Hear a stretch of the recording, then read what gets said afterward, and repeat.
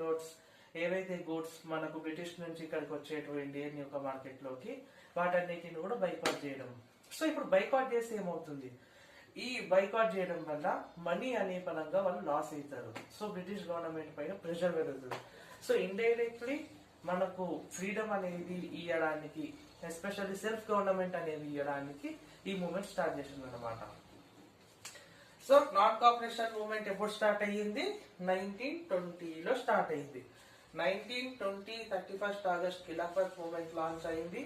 1920 September లో Congress government organisation మనకు non cooperation movement ని సపోర్ట్ చేసింది. And 1920 December non cooperation movement కి అఫీషియల్ గా రెజల్యూషన్ పాస్ చేసింది. Okay, non cooperation movement start అయింది.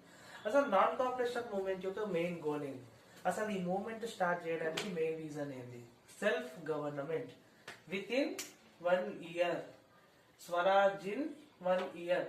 అంటే 1 ఇయర్ లోపు సెల్ఫ్ గవర్నమెంట్ అనేది ఇవ్వాలి. సో మీరు ఇక్కడ ఉండండి, మేము ఇండియన్ మీ యొక్క కిందని ఉంటాం, బట్ మాకు సెల్ఫ్ గవర్నమెంట్ కావాలి.